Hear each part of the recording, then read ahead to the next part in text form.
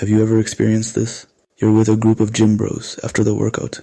While each one is sipping their own after-workout drink, discussions about favorite bodybuilders arise. Some mention David Lade, others Alex Eubank, some Sam Sulek, etc. Everyone aspires to those physique ideals, thinking they represent the pinnacle of health, strength, and beauty.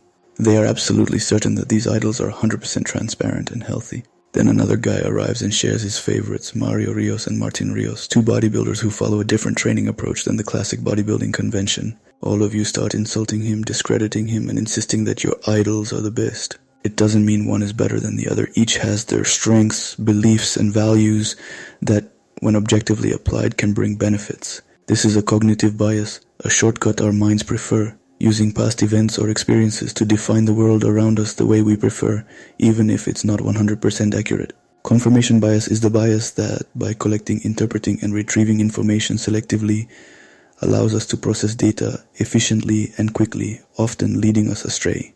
This bias is often triggered by fundamental factors in our lives, such as self-esteem and personal identity. The worst thing that happened to me is I lost myself. I never had myself. I never found myself. I had no self-esteem.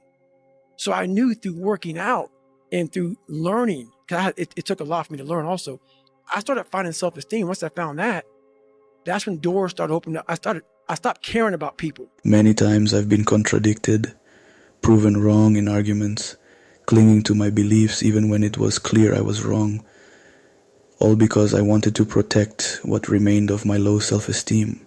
I believe it has happened to you too, at feeling exalted when able to say, "See, I was right." This inevitably leads to external validation, but not from any unconscious self-esteem. It's something I realized over the years. In 2022, I made a decision that allowed me to completely transform my body. I thought I was fine, healthy, happy as is, but I gave myself the chance to see things differently. Over the years, I understood that my self-esteem is based on much more. Seeing fragile convictions erased or shattered in front of others can be extremely demoralizing. Viewing mistakes or incorrect beliefs as moments of growth, not losses, helped me. A Stoic quote guided me. "If someone can prove to me that my actions or opinions are wrong, I will gladly change my attitude, because I seek the truth, which has never harmed anyone. The one who persists in his deception and ignorance harms himself." Marcus Aurelius. Another aspect to consider is cognitive economy. The brain, statistically, can continuously process new information from the outside. It finds more efficient shortcuts to digest information, decoding it through this bias, seeking information that confirms our theories rather than analyzing it objectively. There are pros and cons to this.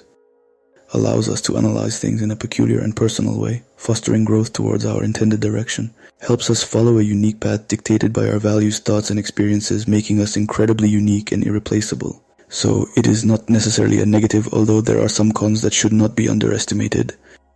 In today's world, particularly in masses, this has become a symptom fueled by social networks and algorithms profiling arguments easily associable with our ideas, creating something called an echo chamber.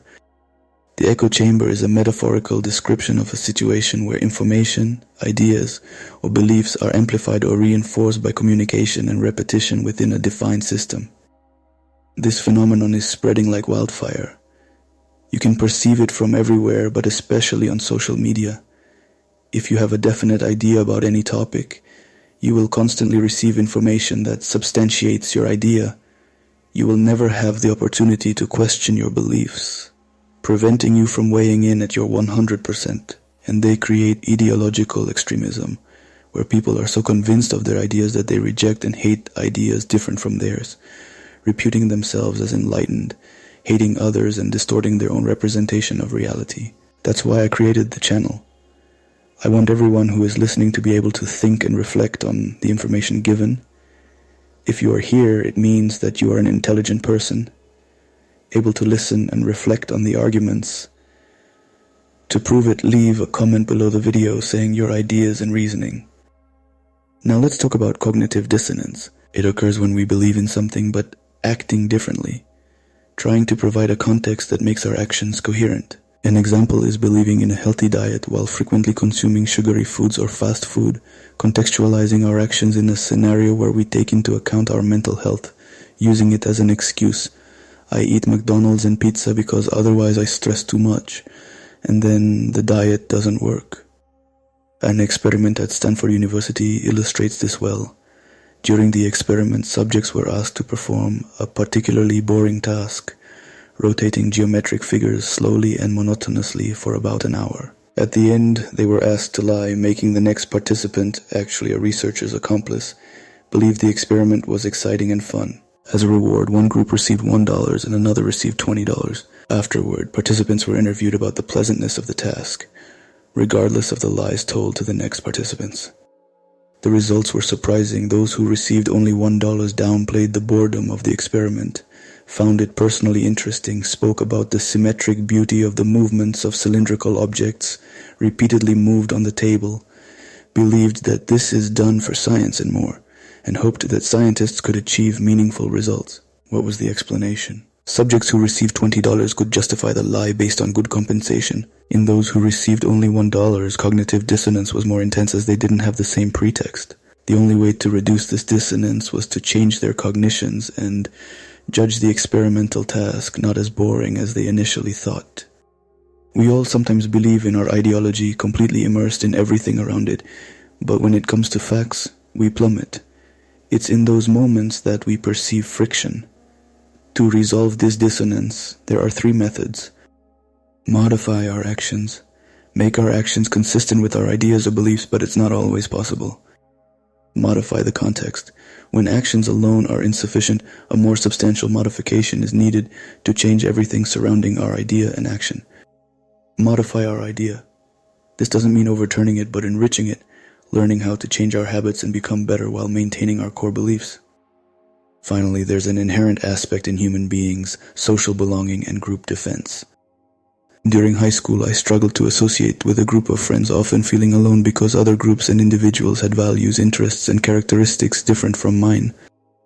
I felt lonely and didn't understand what was happening until I realized it was all in my mind. I understood that my ideas and thoughts shape my behavior and how my behavior is perceived by others. Over time, I managed to create my small group of friends. Having the ability to align our beliefs, values, and convictions with our social group and vice versa allows us to integrate better with these people, creating trust relationships and a growth mindset. A clear example is the Spartans, known for their superior abilities in war. If we analyze the lifestyle of Spartan men, it becomes evident that they were raised with a certain mindset from a young age and always in groups. To survive the tough training, they had to learn to rely on each other. Not always possible, but the cohesion achieved through this process elevated Spartan minds to another level. They weren't individual warriors. They were a unity, seeing their social group as a predictable and familiar environment, allowing them to focus on their goals and develop brotherhood both off and on the battlefield. Now you, thinker, are capable of analyzing and understanding if this bias can be useful to you or not. Awareness is our most powerful resource. Be powerful, be aware, know, learn, think, become better. Know that this is one of the many biases we are affected by. Let me know if the topic interests you in the comments. Leave a like and subscribe to the channel. Good night, Pensatori.